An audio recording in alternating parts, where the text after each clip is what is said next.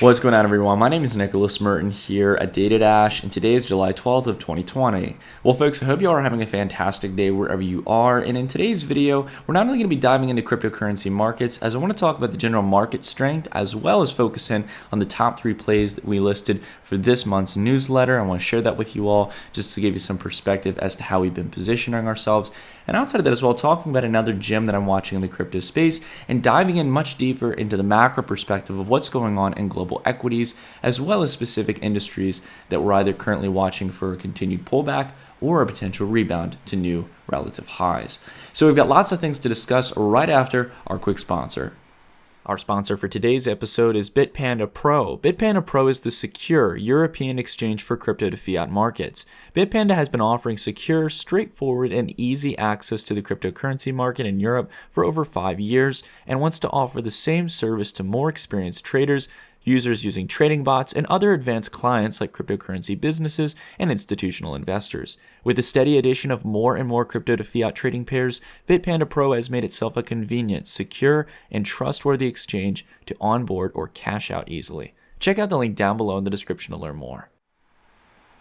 Alrighty, everyone. So to take a look across the board for cryptocurrency markets, to start, over the last 24 hours, the vast majority of cryptocurrencies are in a no trend scenario to the upside or downside. And you can see here that there's still a few key plays here that are leading the market. Again, this is the key focus point. Again, as much as markets have been relatively stagnant, Bitcoin is pushing sideways. Ethereum not making any major moves just yet, definitely shaping up for it, as we'll talk about in a bit. We can see here that plays like Ampleforth have leaped up into the top 100, up 26% in the last 24 hours, as well as plays like KAVA in the DeFi space, up 12.35%, almost up to its Bitcoin all-time highs. That's really huge. I mean, KAVA is basically almost pulled a 100x against Bitcoin since back just a couple of months ago. Now, taking a look at total market cap here, just wanted to showcase this because I don't think many people focus on this. Again, just taking a look here at the chart, guys, right? 3 relative higher lows here in this case. We start to see again after the 2 previous times we reached up towards relative highs here for market cap. We could see that we had a very quick turnaround. A sell-off began very quickly, and this time around we get a slight pullback, but it looks like markets are starting to pick up again. The excitement's happening. We're seeing a lot of plays starting to make 10, 20, 30% moves on a single day. And this is the kind of sign here of a reversal pattern in cryptocurrency markets of optimism starting to show. And I don't think I even have to show you guys, but again, for those of you who again might need to see that reiteration again of the actual altcoin dominance chart here, the break against the line of resistance. This is very clear here, guys. We've held this on the weekly, and now it looks like we're very much on the trend here to continue moving forward. But diving in still to CoinMarketCap here, there's a lot of other plays here, and the 100 to 200 top plays in the crypto space that are making huge moves. Request Network up 26.6%, Band Protocol, a competitor or another player within the Oracle space, up nearly 18%. Ocean Protocol, 14%. Haven Protocol, another one that many people have been talking about, up 13.69%. And also things like Datafuel, Elastos, and Unibright, all up in double-digit territory. So this is really exciting to see. And again, I like to see this continuation of the trend here where there's a lot of confidence in the market. And taking a look at some of the DeFi plays, you can obviously see DeFi is playing a very large role in a lot of these upward moves in the market. You can see DMM governance, Aave, Ampleforth, KAVA, one of our top 3 plays we'll talk about here, doing very well. So for a quick analysis of the broader marketplace before we dive into the more intricate plays, Bitcoin is still looking like it's ready here in the next week or 2 to pop above this line of resistance for the first time, making a close above this line since all the way back in 2017. So similar to altcoins, I think we're going to see this very soon. And we're going to push sideways and then eventually start to break out higher. Outside of this as well, we also have Ethereum here on the monthly. SMS flashing a reversal of 5 out of 5 points here, which is the best scenario we could possibly see, holding up here very steadily. And again, the price is just showing it, guys. Just taking a look here, right? Continuously setting in a nice line of support here for Ethereum, and eventually looking like in the next month or so, again, going in for a breakout here. I really do think you're going to see Bitcoin above 10,000, you're going to see ETH above 300, and you're going to see a ton of altcoins continue day by day, in this case, to continue making double-digit returns into the month of August. I truly stand by this, guys. This is a time where you want to be paying attention to markets. You do not want to be distracted by, what's moving on the hourly or what's moving on the minute chart. Focus on the daily, the weekly, and the monthly time frames. a lot of these plays are going to start moving very, very soon. So I want to go ahead and talk about some of those, right? In our newsletter that we do here on the Dash for the Data Dash channel, known as the Dash Report, which if you guys are interested, you can check it out down below in the description. There's a link to it, or you can go to my website, nicholasmerton.com. It's one of the few things that I do on the channel that, again, we have on a subscription basis, but I put a lot of time into actually trying to find the plays in the market that I think are going to do very well. One of those has been iExec RLC. So as many of you know, I've been talking a little bit about RLC on the channel here, but RLC has been doing great. Since I first built my initial position, I've gone up, I think, about 60% from the first initial position. Then I averaged in a much larger position. I'm already up 50% on that here over the last couple of weeks going into the month. So it's been phenomenal to see as we've been getting into this more high-risk period in cryptocurrencies. And as some of the small and mid caps are starting to pick up, iExec RLC has been one of the good plays here. Now, it's not only one of the Oracle solutions on the market. So again, as we talk about enterprise and DeFi needing to plug into those traditional data sources from the world and traditional systems, it's going to be very important for there to be a wide variety of different Oracle solutions. And iExec RLC is usually seen as a front runner to Chainlink. It's one of the largest Oracle plays out there. So again, I've been keeping an eye on it as it's been continuing to break through. And again, taking a look at the past year. Sorry, I'm going to get off the log chart. Actually, I want to stay on the log chart. My apologies. The thing here again is we took a look at the line of resistance here that weighed down in price here, and back here. So it was the most significant kind of line of resistance we could look for. And once we got the breakthrough, we took a long position. And after that, it's just been climbing through. And my target range is that for this to be basically going up to around 15,000 sats here over the next 2 weeks. So we'll see if we can get that. Again, that's another, basically, from this point on, if we're roughly estimating around 10,000 sats, it's a 50% move. But I think we can actually get it here as we start to continue building up the momentum. Outside of that as well, another top 3 play. We really shook up our top 3 plays here for this month. And one of those plays was KAVA. And KAVA has had a solid breakout. It did exactly what we were looking for back here at the start of July. And that was basically a breakthrough of this descending channel that we looked like we were building into as we had the lower lows and what was probably going to be a lower high. And we broke right through. And it's actually, again, going at a faster pace than what we thought originally. Now, for those of you who don't know about KAVA, KAVA is, to put it in very simple terms, the equivalent of MakerDAO and DAI, the stablecoin. But you're actually able to utilize a variety of other protocols. You're opening up a whole pool of different liquidity from Bitcoin to Binance Coin, Ether, XRP, all kinds of assets. So imagine MakerDAO where you can collateralize and generate stable coins from a variety of different assets. So again, I recommend you look into it. I think it's much more expansive and broader, and I like the interoperability of the chain in this case to be able to bring in other types of assets. It just opens it up for much more opportunity comparative to Maker, which is just on Ethereum and usually using ETH as collateral, or altcoins in this case, or ERC20 tokens. So again, not speaking bad about Maker, but I think KAVA's got a lot of chance here to continue climbing higher. That's why I've had this drawn here on the chart. And even taking a look at the ratios as well, just to kind of build on this. Again, KAVA compared to Maker looking extremely good as we broke past this sideways channel that had been going on for months. So again, this is where ratios really come into play here, guys. You could have entered in a little bit later, still made a great return here, really in a matter, if you want to take it here to the daily, just to see it in perspective, really in a matter of 3 days. So my next target is for this to go up here in the ratio to around 450,000 here on the chart. So just again, keep that in mind. You can always make these ratios KAVA BTC, MKR BTC with the little division mark here in the middle, or /. All right, last one here was Kyber Network, and this has actually been the least performing out of all 3 because we've already been, we've been holding Kyber since back in September, back here around 2,000 sats. I think I got around 2,200 sats. But KNC started to pop up here. Really, we started off the month here around 13,000 sats, and it's already higher. Again, so all 3 plays have been doing fantastic against Bitcoin. And this has been really one of the best, past couple of months we've had, really, not only for the newsletter, but for the channel.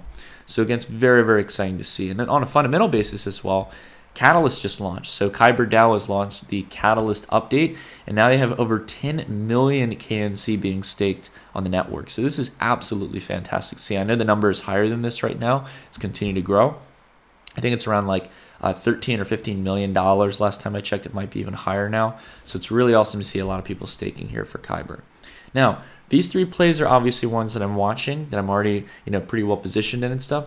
And we've talked about a decent amount here on the channel and on the newsletter. But one that I'm watching right now that I do hold some position in is UBT. So again, I'm continuing to watch UBT here as we've been pushing sideways against Ethereum.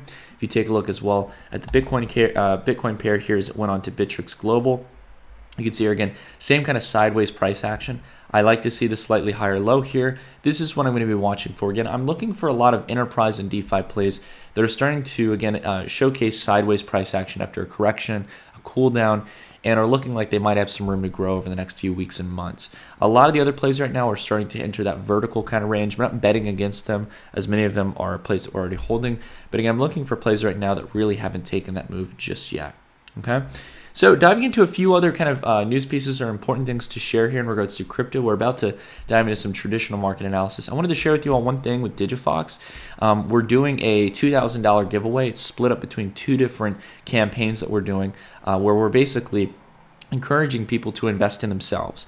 So throughout the DigitFox platform, one of the major features we have is not only buying cryptocurrencies and being able to send and receive transactions over the Ethereum network, but outside of that as well, to be able to actually deposit your stable coins or other cryptocurrencies and earn rates of interest. So what we're looking to do here is two different challenges. One is a referral challenge. So the user who refers the most users to DigitFox by the end of July will earn a monetary sum. And again, a key thing to keep in mind is that by refer, you have to get someone to deposit basically $100 in this case of some form of crypto through one of our KYC providers like Celsius or KYC deposit partners.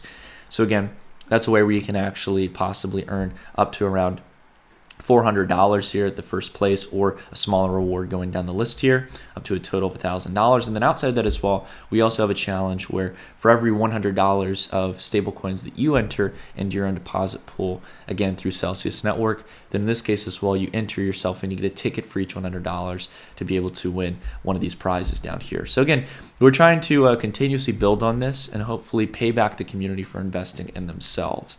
So if you guys are interested, definitely check out the details down below. If you need some extra additional information, let us know. But these are the general terms here. You can see them right here on the screen, so you can enter into the contest yourself. Outside of that as well, one last thing I wanted to share with you all was a really, really awesome interview I did with Alex, who's one of the major guys over at Swissborg. It's one of the crypto wallets and platforms out there that's done a phenomenal job of really reaching deep liquidity in the crypto space. And he has this podcast, Crypto Nights, which I was very fortunate to come on to. It's probably one of the best conversations I've had in a while. I've had some great interviews with Alex Sanders from Nuggets News and, Blockchain Brad, a lot of other different crypto YouTubers. And this has been one of the best ones I've had in a long time. Just a lot of great substantive questions, good 50-minute video. I highly recommend you guys go check it out. And diving into our macro market analysis here to kind of close off things here over the next couple of minutes, central banks are still living in la-la land, especially the ECB. The ECB has decided it's going to play catch-up against the Federal Reserve. So it's not just the United States printing great amounts of liquidity, but other central banks across the globe. So when we see what's going on in equity markets, we have to understand, there's a very key dynamic that's at play here. It's not just the Fed that's continuing to print liquidity, it's global central banks. And it's global banks that are starting to ease regulations and starting to, again, enter in trillions upon trillions of dollars of different currencies into the system. But the key thing to keep in mind here is that liquidity flows wherever it wants to go. And many people have been looking at the craze in tech stocks, the craze in companies like Tesla. How is it that, Tesla now is a $250 or actually almost $300 billion company, right? Why are we seeing these kind of moves in U.S. equities more specifically? And it's because many people don't realize that euros can make their way over to U.S. markets just as simple as dollars can. And this is a very key thing to understand, is that liquidity moves wherever it wants. And because of that, we're seeing certain sectors outperform one another. Now, there are three sectors right now that, again, are starting to flash some key warning signs that are more tied to the real world economy. One of them is being financials. Financials have turned over, this is the XLF ETF, and it's a measurement of the performance of financial stocks in the United States. We can see that, again, we started to kind of turn back over here. We had a really ugly month here of price action in June, where, again, we've started to pull down here. Some of the biggest volume, again, back here in March in the sense of volume since all the way back in 2011. That was to the sell side. Again, financials not looking very pretty as we topped out back here in January against the 2008 highs. So again, US financials looking a little bit better than European financials, but again, starting to look like we might be rolling over and meeting some resistance at what used to be a previous support range. Outside of that as well, home builders starting to break out of an ascending wedge, meeting up towards a range that we've seen resistance 2 times in the relative past since back here in 2018. Again, it's starting to look really, really faulty here. I don't like the look of this. And the last thing as well is taking a look at the energy sector. Now, the energy sector started to roll over after making a 100% move in equities from the bottom to the relative top here in a matter of a couple of months, going here from March to June. We had a 100% move in the industry, and now we're starting to see a move downward. Now, if you look at oil prices, for example, you'd be seeing a different story. Oil is holding around $40 a barrel. But what's funny is that if you take a look at the equities or the companies underlying in this industry, you'll start to see it's telling a very different story. And it's starting to show a story of worry because oil will not be able to maintain above $40 a barrel, plain and simple. There's just too much countries right now that are not cutting precisely, right? There are some cuts, but they're not cutting enough to meet the sheer lack of demand here in this case. Even as the economy starts to reopen, there's too much of a glutton supply, and there's not an everlasting amount of growth and demand here that's going to supplement $50, $60 a barrel. So I think what many people are starting to predict here, especially equity traders, is that we're going to see a sharp decline below $40. We've been, again, riding up against that resistance range, and I don't think it's going to pass through. So again, keeping that in mind. One thing that is looking really good is uranium. Uranium is really going nuclear right now. And again, we've been talking about uranium all the way back here since in 2018 when we did our uranium fever video. And again, it's been starting to set these higher lows, and we set a third one here back in February. And whereas most commodities have been selling off, uranium has picked up from $24 a pound to $32 a pound. So this is really exciting to see here. And this is starting to set up miners in a really good position like UEC, which again have been kind of sitting on the sidelines where a lot of the major providers have been cutting. So again, really excited to see UEC here and a few other plays possibly pick up in the next few months. Again, to some of these levels we've seen in the past back in 2007, 2010.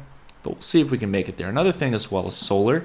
As we start to look for a potential rebound later on in energy markets, one of the key ones that I'm watching for here is the performance in solar markets. So this is FSLR. Another one as well I'm watching is CSIQ. And you can also take a look at the broad ETF for TAN.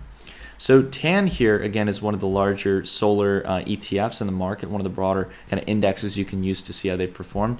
And I really think over the next decade, we've got a chance to move back to these 2008 highs up here. But it's going to take some time to get there. And I think it's a matter of us first breaking out above this range. So we might come down, bounce up here again, and then have a very vertical cycle for the last half of the next decade. So thinking very long term here, but nothing too precise here at the moment. So anyways, in regards to that, guys, that's it for the video today. I'm glad we got to spend some time kind of diving through the macro market and equities. Again, I would start to look for some industries that are not as overbought as plays like Tesla, for example. Tesla's almost at a $300 billion market cap, and originally, back here in June, sitting around $181 a share. It's almost done a 10x since then. It's going to do that basically as we go to $300 billion. I mean, guys, this is just insane. Like, don't look to go long on the irrationally long plays like this. Look for some of the plays that are starting to show really good value propositions because the liquidity is here. And it will soon circulate out of companies that are overextended like this, right? That are overextended to a degree where it's going to require such a massive liquidity to maintain these prices, right? That are so skewed away from fundamentals, right? You can only go so far away. But again, irrationality can live on for quite some time. But I can tell you, it can live on for a very long period of time. But when reality kicks in, I can say that valuations will drop quite dramatically afterwards. So again, keeping that in mind, mainly exposed to crypto, watching commodities, especially for industrial commodities, taking a look at uranium, and then focusing in as well on a lot of variety of different plays here in equity markets that we're watching. So that all being said, thank you all so much for watching. I hope you are having a fantastic day wherever you are. If you could, please drop a like on the video, as well as leave a comment if you have something to say. And if you haven't, consider subscribing to the channel and hitting the bell icon so you don't miss any other videos here on the channel. And again, as well, you can always consider subscribing to the Dash Report as well for those of you who want to support the channel and keep up to date with my latest research on the markets. So that all being realized, thank you all so much for watching, and I'll see you all in the next video. Stay tuned.